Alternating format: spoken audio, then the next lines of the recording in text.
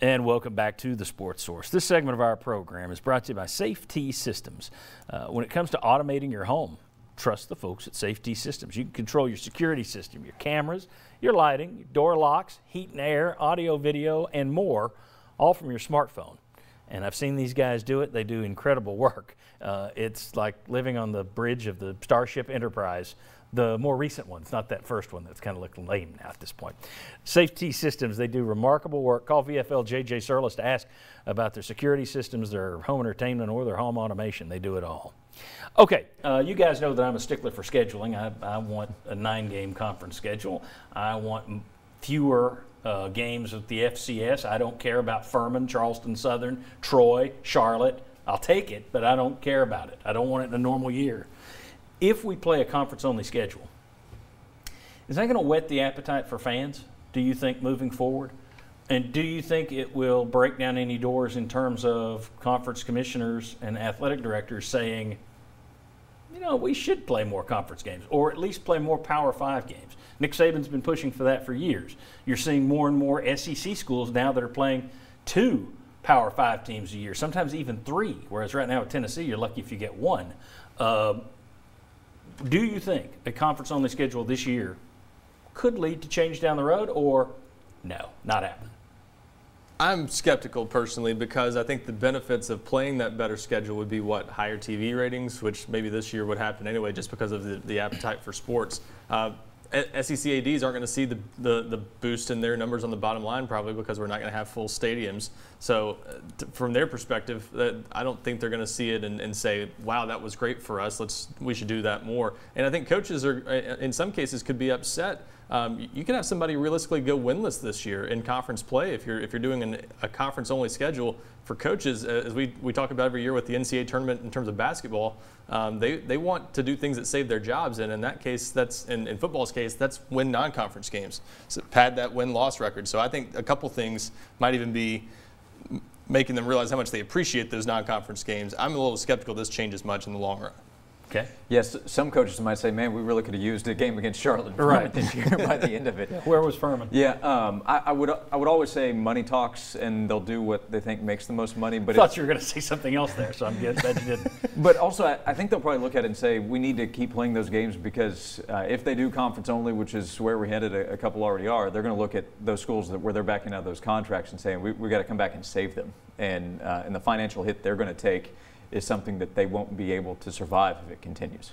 The gulf between the haves and the have-nots is about to become even greater. It was huge to begin with, but this is going to, especially if this goes, and I don't want to be too negative here, but we all talk about, well, next year.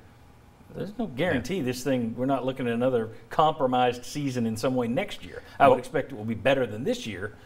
That doesn't mean you're going to just be skating through. So if this thing goes a year or two, some of the group of 5 conferences below the Power 5 conferences, they're in real trouble, real serious monetary trouble. Well, and that's the other thing. Unless you want to mess with sort of the economy of college football, those programs that may or may not play in group of 5 conferences and FCS schools, they need that money. They're going to miss out on that if it's conference play only this year. So to me, unless the Power 5 conferences break off and do their own thing, which we've always talked about being a possibility someday, unless they do that, I think this year might even underscore more so how much those teams like the FCS schools and Group of 5 schools need those games to be played for college football to work with 130 teams in Division I. Yeah, Bowling Green's AD this week talked about the tip of the iceberg. We've talked about these Group of 5 schools that have decided, you know what, we can't keep these sports. And this week was Stanford saying we're going to get rid of 11 sports. Stanford with that announcement. Squash. What do you think that means for the other schools that don't have that kind of financial support and haven't valued those sports like Stanford has? That says a lot for the future. As you said, money talks, and I think people are pretty ruthless at times. I don't think the Tennessees of the world care about Troy or Furman. Yeah. They can act like, well, we do this for them. No, you don't. You do it for a win in your win column. Sure. And that's not just Tennessee. That's all these big schools. I don't think they care, first of all.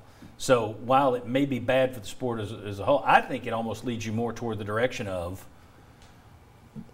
you've already got it down to the top 65 teams in college. At some point, do they say, you know, we really don't need Ole Miss and Mississippi State, we could keep more money and make more money if it's just the big 40. If we could get it down to 36, more like a pro league, and it's just the 36 biggest programs, and we'll create our own football league.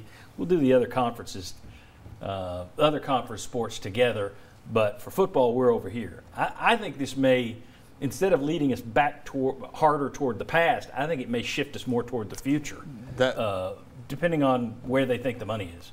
That part does seem possible. That's why I was saying if this leads to the Power 5 schools breaking off and doing their own thing, sure, that's going to impact that. But if everyone goes back to, if the Group of 5 schools make it through this, I don't see this changing much. But like you said, the Power 5 conferences have a lot more in common than the other conferences do with the Power 5. So this could only, like you said, widen the gulf between those two groups. Yeah, and if I just wonder if ADs will come out of this and schools will come out of this saying, how can we give ourselves some more insurance moving forward? How can we, in other words, how can we generate more money? And would that be to sacrifice some of the others at football and just create our own super league in football? Who also leads the way, because there's more and more talk about the lack of leadership and direction within college athletics. Even with the Big Ten announcement, other power conferences are coming out saying, yeah, we had our call this morning, didn't know that was coming. Yeah, and the NCAA statement was, hey, good luck, everybody. Yeah, and for years people have said the thing that would work against the super league kind of a thing would be that the NCAA would stand in the way of that. You still need you're needing the NCAA less and less right now. They're not doing as much with the and the fact that they've already started the playoff, that was like a first tip in the toes in the water kind of a move, because that's not the NCAA that's running that playoff. That's the Power 5 schools. There's nothing to say that the power teams in the Power 5 schools couldn't say, let's go a little bit farther into the water and say goodbye to, you know, if you're the Big Ten, hey, Rutgers, we'll play in volleyball, but football, it's just going to be Ohio State and Michigan. I wonder. It's going to be an interesting future once we get out of this COVID mess. What are we going to do? Let's assume there is a football season. Let's assume we get to the point where we're looking at a championship. If everybody's playing conference-only schedules, how do you pick the 4 best teams in the country? We'll discuss that. Come on back.